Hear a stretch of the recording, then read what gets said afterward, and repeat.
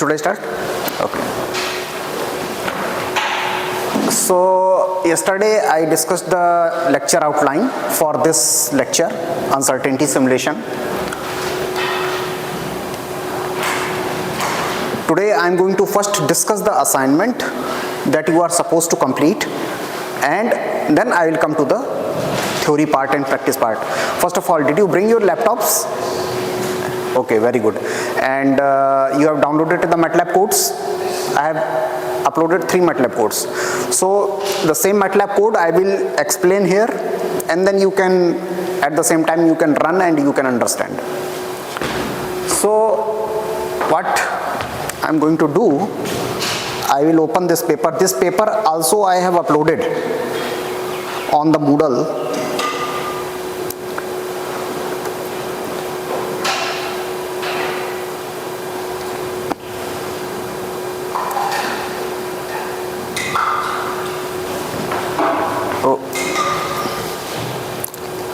How to okay.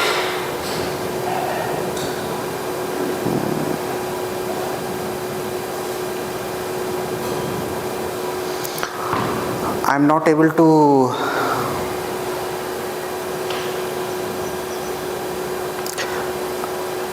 how can I bring the PDF here? I have to do the projection, right?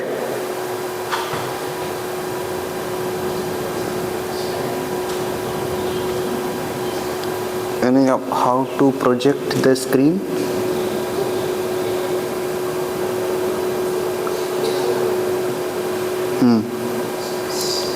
Function effect.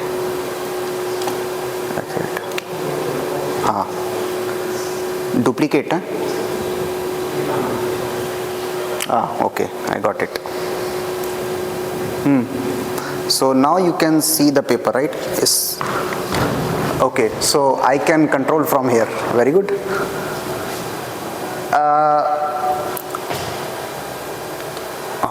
Oh, it's very fast. Okay. Basically, do not get confused by the fact that this is related with the blast load or any other thing. Okay. It can be anything. Okay. But the basic philosophy is going to remain the same. So I will just read first few things which I will explain. What I have done in this paper, I have highlighted some portion in yellow color. So you should read that portion to understand the problem statement. Uncertainties associated with standard model, occurrence of an explosion, inherent variability of nuclear attack parameters. The problem is that there is a structure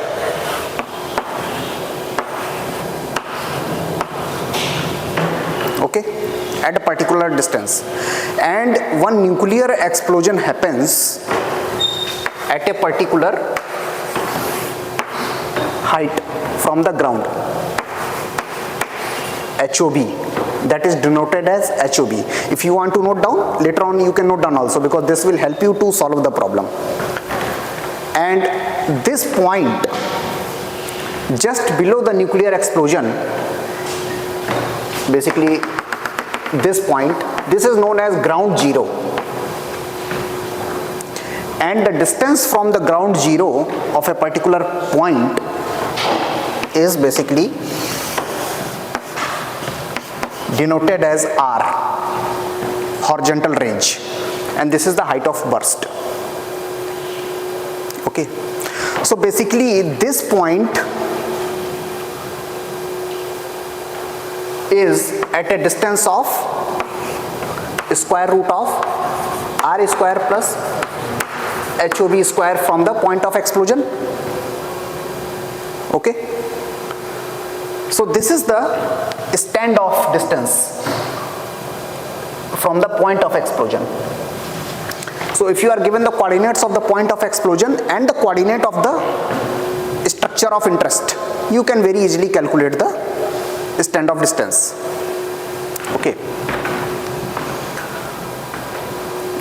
The idea is we don't know where this explosion will happen, where the enemy is going to attack. That we don't know as a designer. If we don't know that, we don't know the distance from the explosion. If we don't know the distance from the explosion, we don't know how much load will come on the structure. Now what to do? So to solve this problem, threat scenarios are defined. To solve this problem, threat scenarios were defined. What is threat scenario? There are three things which will decide the load on the structure. First thing is R, second thing is HOB, and third thing is the energy contained in this explosion, which is measured in the form of weight of the explosive, equivalent to the TNT. You have heard of TNT. TNT is a kind of explosive. So when you talk about the blast loads, the weight of the explosive is measured in terms of, the energy of the explosive is measured in the terms of TNT equivalent. If someone writes 100 kg TNT, so from there you can derive the total energy contained in that particular 100 kg mass of TNT. We don't know how much TNT is going to explode and where it is going to explode. So what we do, we take, okay, suppose if it is happening here, then it is happening here with certain probability. If it is happening here, then it is happening with certain probability. So there are three probabilities are involved. First probability is associated with the W. Second probability is associated with R. Third probability is associated with HOB. Now, you can also assume that HOB is a continuous variable, or you can also assume that R is a continuous variable, and you can also assume W is a continuous variable.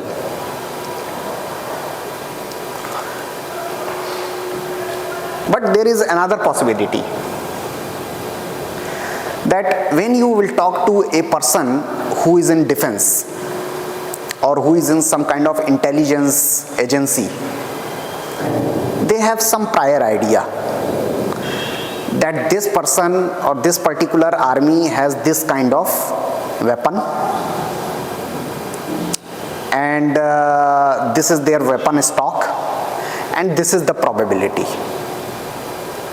So instead of going for a continuous distribution, in this paper I used a discrete distribution, probability mass functions. So there is a probability mass function associated with the W, probability mass function associated with R, and HOB. Once you have the distribution of that, then what happens? Suppose one army person, one counter army person, they have a explosive of 20 kg TNT. That is theoretical, 20 kg TNT. But it was stored somewhere, it absorbed some moisture. It means when it will actually explode, it will not behave like 20, it may behave maybe more than 20 or less than 20. But we don't know. So there is some error. Right? So first thing is that we decided some threat scenario using the probability mass function. So we said that there will be some R, R1, R2, R3, Rn, with each some probability. Then HOB, with HOB1, HOB2, HOBN with certain probability. Then W1, W2, Wn with certain probability. Okay. This probability and these values of R and HOB will be given to you by the intelligence community with certain probability for each one of them. Okay. Now, once you have this information, then it comes the actual explosion. During the actual explosion, the W1 will not remain W1. It will have some error because of moisture, because of anything. कोई चुरा के भाग गया रात में, ठीक है. So there will be some error in W1. Similarly, some error in W2. Whatever you choose, there will be some error at the time of actual explosion. Similarly, when explosion happens, nuclear explosion, how it happens? It will happen through air bombing. When I think all of you might have gone in an aircraft. Speed is very high. Fighter aircrafts you might have seen at least in the movies. How they drop the bomb? If you see the World War II documentaries, right, so you will know that plane is going and then suddenly it drops and it falls somewhere. Okay. So suppose this is your target structure. It is next to impossible to exactly hit at this location in a moving plane.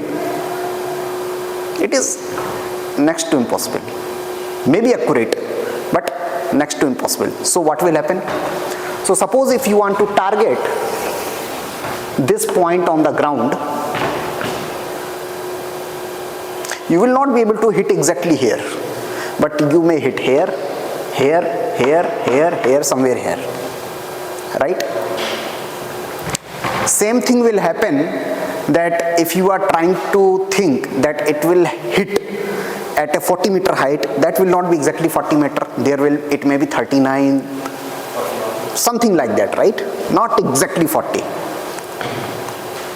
So it means there is an error in HOB, there is an error in R, there is an error in W. So first uncertainty comes that there are threat scenarios. One level of uncertainty. Second level of uncertainty, once threat scenarios are decided, then each value in itself will not be accurate at the time of operation. That will have uncertainty. Then finally you will get something, right? What you got? You will get actual value of W, ROB, R, HOB. Now once you have W, R, HOB, right? So you got the basic information to calculate the blast pressure. Because W, higher the W, higher will be pressure. Less the R, higher will be pressure. Less the HOB, higher will be. Blast यहाँ पर होता है तो खोपड़ा फट जाएगा, वहाँ होता है तो खाली धक्का लगेगा, है? Is it?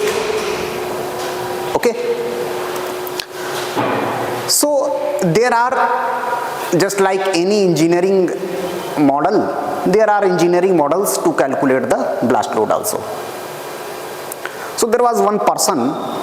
Here in this particular paper, I used the actual model for calculating the nuclear overpressure, but that is not required for you because the idea is just to demonstrate. So you will be using a very simple equation given by one scientist known as Held, H-E-L-D, Held. He gave very simple equation. The equation goes like this, that pressure due to blast is very simple. 2 upon Z square. 2 upon Z square. What is Z? Z is known as scaled distance. and scaled distance you can calculate as distance from the explosion, this thing which I defined as standoff.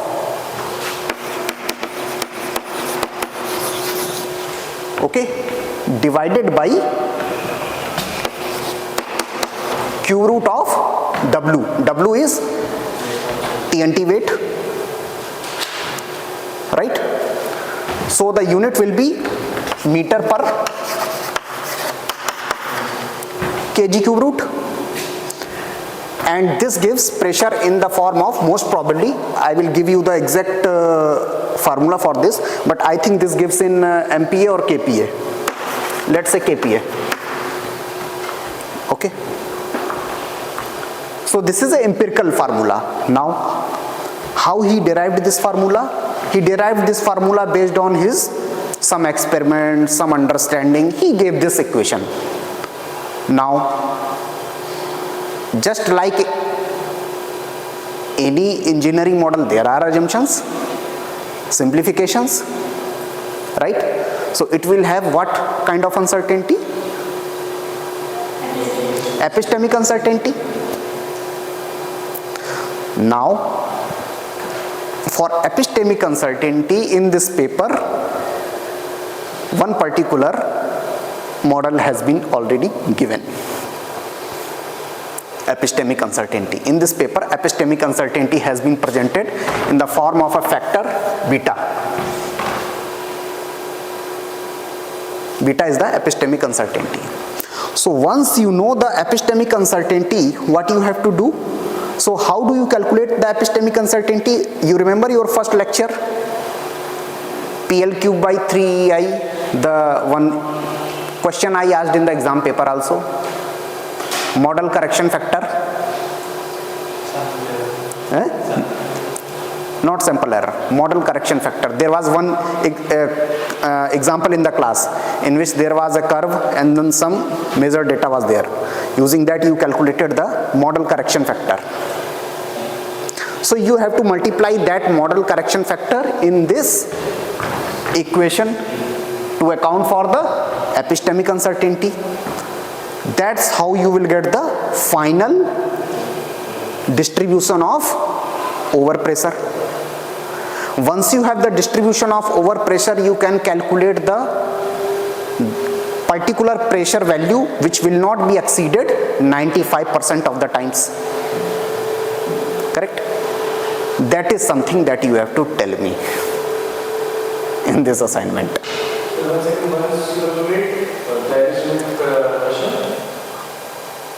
Then so once you calculate once you have the distribution of the pressure, so you can easily calculate the value of the pressure which will not be exceeded 95% of the time. Correct? Just like you calculate FCK in concrete. So you have to give me that characteristic pressure value, and then designer will design for that. So this is a holistic example which has all the features of uncertainty simulation. Now in this entire lecture you will be solving this problem only, and in the end you have to submit that. How will you solve that? That I am going to teach you. But the idea was that this problem should be clear to you from the very beginnings, so that you can keep thinking on those lines. Okay?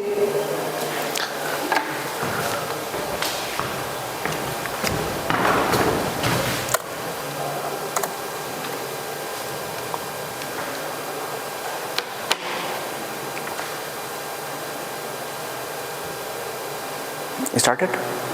Okay, coming.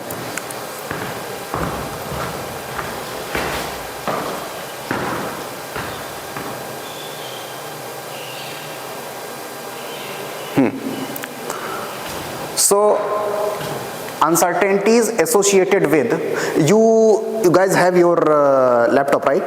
Please open that laptop, and you also have this PDF, right? I have already given this PDF. I hope you have downloaded. Please open that.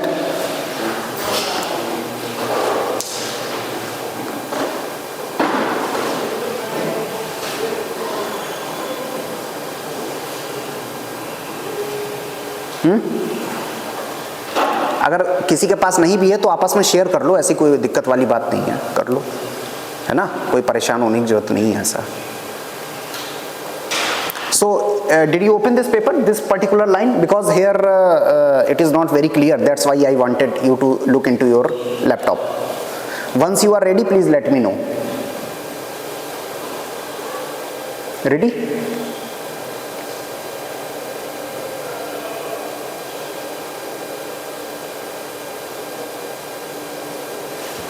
That's why I told please download, because class में कैसे download करोगे, internet आएगा नहीं।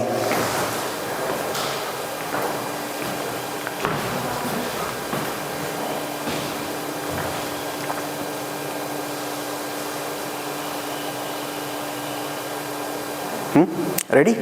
Okay. So just we will read one by one. The uncertainties, so first thing on the first paper in the abstract, uncertainties associated with the standard model, occurrence of an explosion, inherent variability of nuclear attack parameters. Range means R, yield means W, height of burst means HOB. They have been obtained by comparing the field data with the model estimates, developing a probabilistic threat scenario model, and assigning appropriate probability distributions to the nuclear attack parameters respectively. The incorporation of these uncertainties into the standard model leads to the probabilistic characterization of nuclear blast load. For direct use in design, two simple equations are proposed for peak over pressure and positive phase duration. So you don't need to worry about the positive phase duration, just forget about it. You need to only focus on the peak over pressure.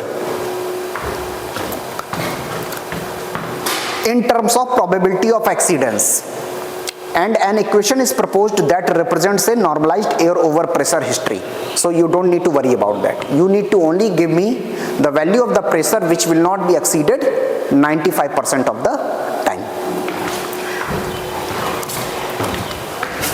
After that, you come to the next location where this part, model uncertainty in peak over pressure and positive phase duration. So if you see that there is a note also, just click that there is a note. Can you see the note? This provides the epistemic model uncertainty in the two key parameters of the blast load. So this section will help you in calculating the model uncertainty in the peak over pressure. Please note down somewhere so that you don't forget. Note is also there. For that part, so how to calculate the epistemic uncertainty, you have to read this. Because now you know the enough probability and statistics, you can very easily understand what I have written here. Then come to this one on page number 11, proposed probabilistic threat scenario model. See, there is a note. This section provides the PMF of R, W and HOB. I just discussed the probability mass function of R, W and HOB. This section will help you in understanding the PMF of these three parameters and proposed probabilistic threat scenario model which you need to use. So this section you can read, it is very straightforward. Then see, here it is written characterization of uncertainties in blast parameter. I have not put any note here, but this is the thing that I just discussed, where there will be error at the time of operation. So all the information related to those uncertainties has been mentioned in this part. Okay. So you have to just read, you will understand it very easily. So this is the diagram, almost same diagram what I explained here. Okay. Now you come here. probabilistic modeling of air blast load. Here if you see in this part I have given one note. Please open that note.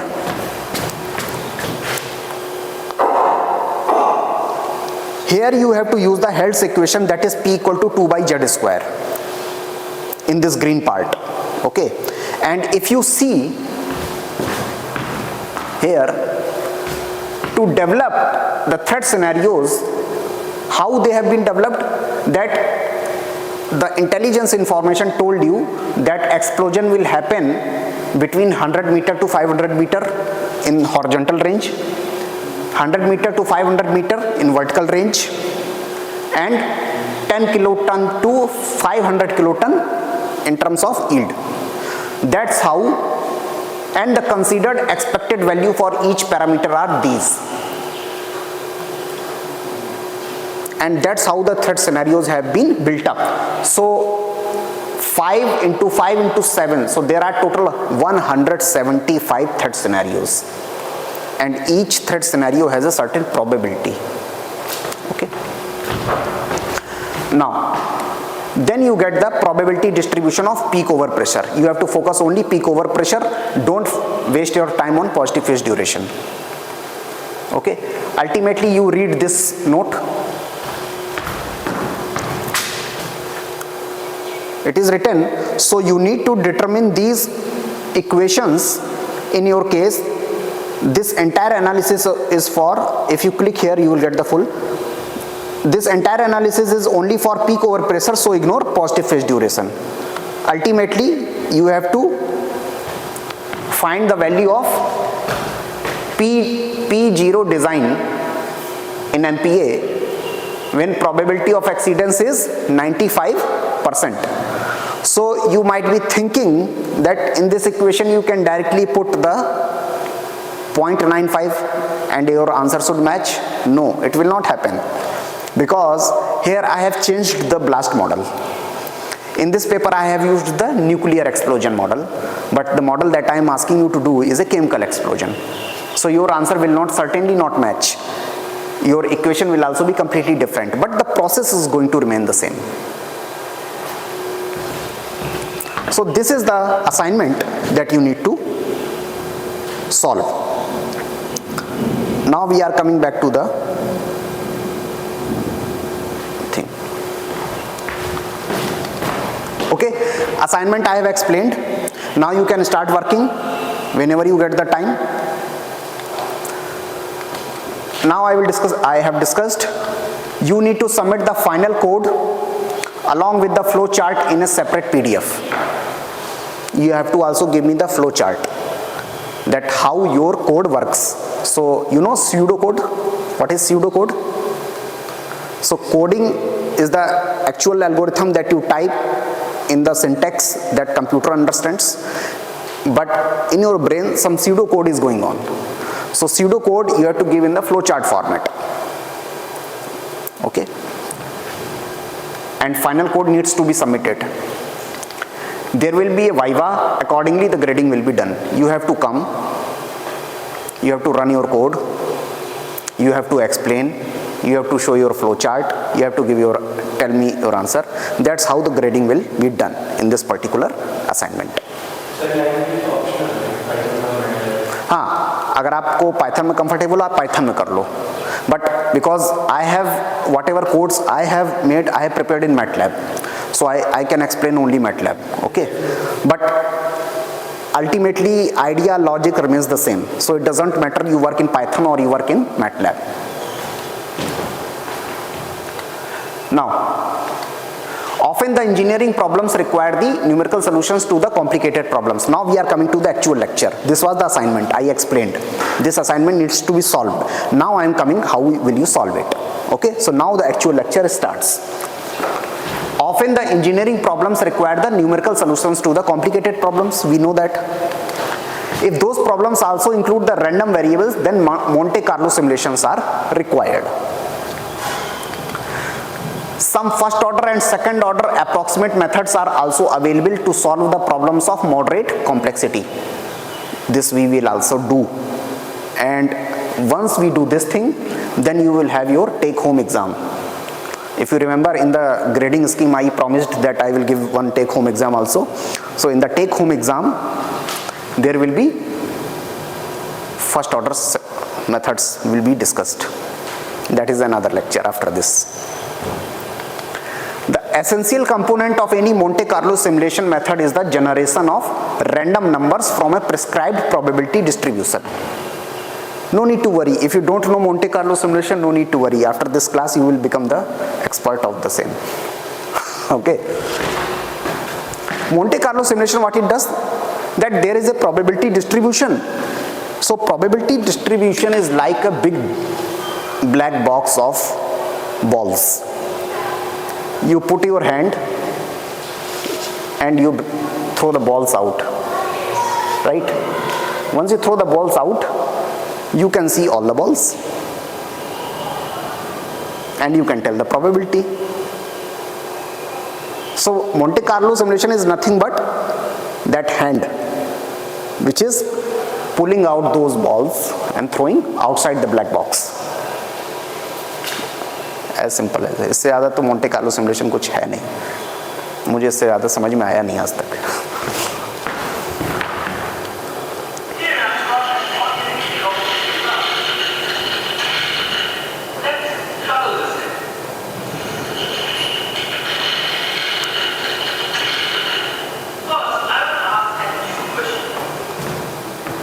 Okay, so now I am going to show one video, illustrative example what Monte Carlo simulation does.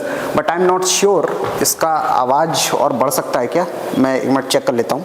अगर इसका sound थोड़ा बढ़ जाएगा, then it will be good.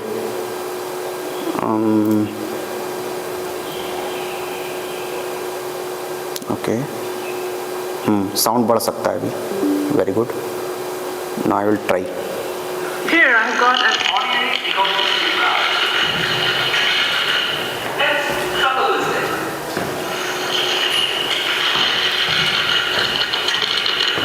First, I want to ask an easy question. अरे hang कर गया, sorry.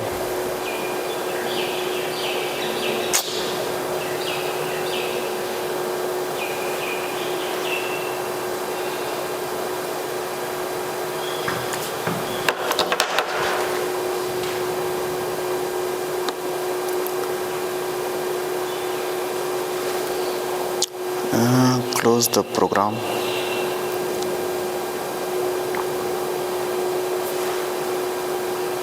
Just 1 minute. Enable editing.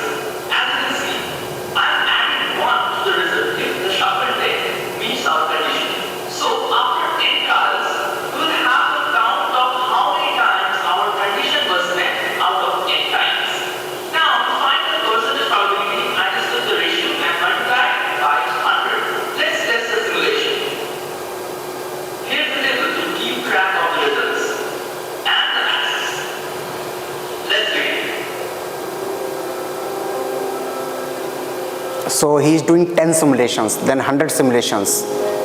So with each simulation, the probability is improving. The estimate of the probability is improving.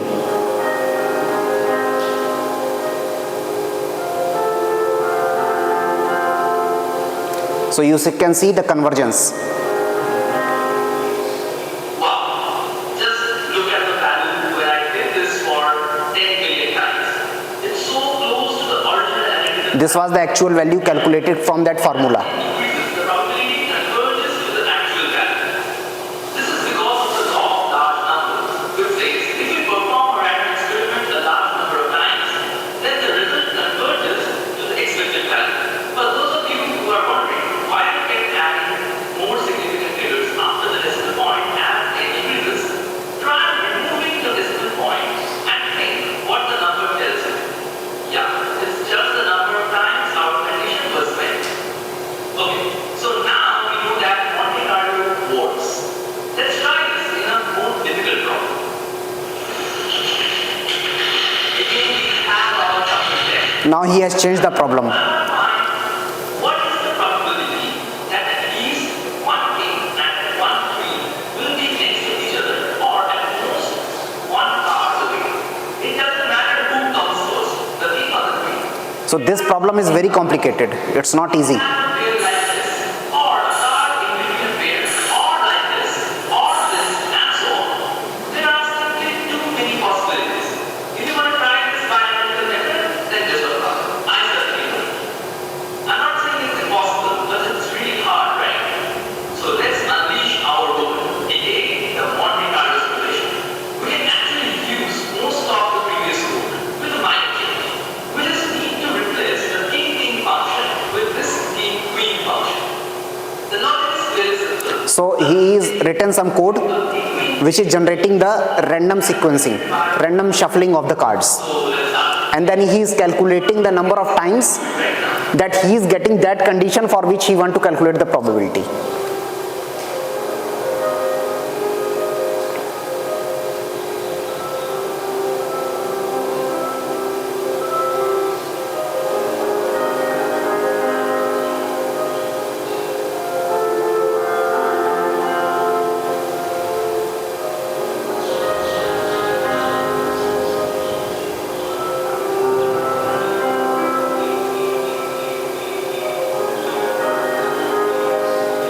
So now it is converging. Okay, so after 10 million cards, we can quite confidently say that the answer is around 73.5%. Wow, that's unexpectedly high, isn't it? Now some of you might be thinking, okay, this technique is quite good, but at the end of the day, it's just a simulation. What if we are super unlucky and somehow end up with the random numbers that lead to a wrong result? Well, when you are doing it for 10 million times, the chances of that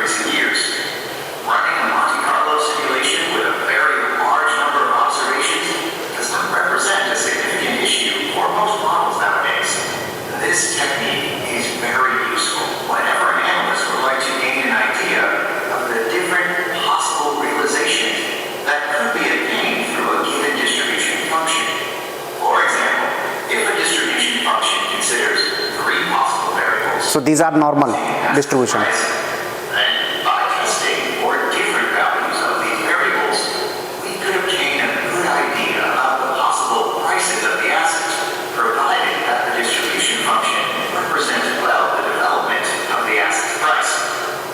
Two main drawbacks should come to mind when performing this technique.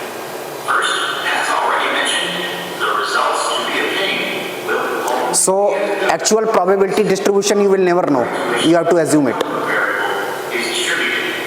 And second, this is a statistical approach and not an analytical one. It doesn't allow us to examine the impact of some of the separate variables, but instead provides aggregate results. Almost हमेशा ही जो property distribution होता है उसके अलावा भी घट सकता है। हाँ, मतलब that will depend upon what kind of problem you are dealing with. We assume. So when I will explain you, function करता है वो कोई प्रॉब्लम नहीं है ना, तो कहीं ना कहीं मामले की रोज ही देता आउटपुट देगा, तो उसका फंक्शन नहीं बनेगा। it depends.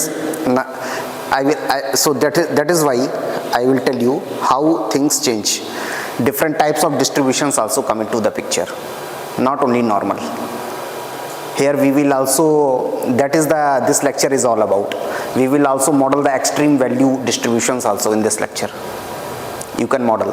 It depends. See, suppose you are modeling a problem in which there is a summation of some random variables. Okay, then the summation will always lead to a normal distribution because of central limit theorem. But if it is not the linear summation, if has sine, log, other kind of stuff, then it will not be normal. How? We will see. But our engineering problems 99% of the times will be solved assuming a normal distribution of the uncertain input parameters. 99% of the times. Okay. So now how much time is left? 5:45 हो गया है. So now we are coming to the MATLAB examples. Okay, but I think this we can do tomorrow because I am assuming tomorrow will be class, because we have to discuss one example in one full go. We cannot break it. Okay, only then it will make sense. So there are 3 examples which I am going to discuss. So tomorrow I am targeting that I will discuss 2 examples in one single class. Okay, and it will not take much time because all of you have the MATLAB codes with you. So I will explain step by step what is happening. Okay, and you start working already on your assignment. The deadline to submit the assignment will be decided later. Okay.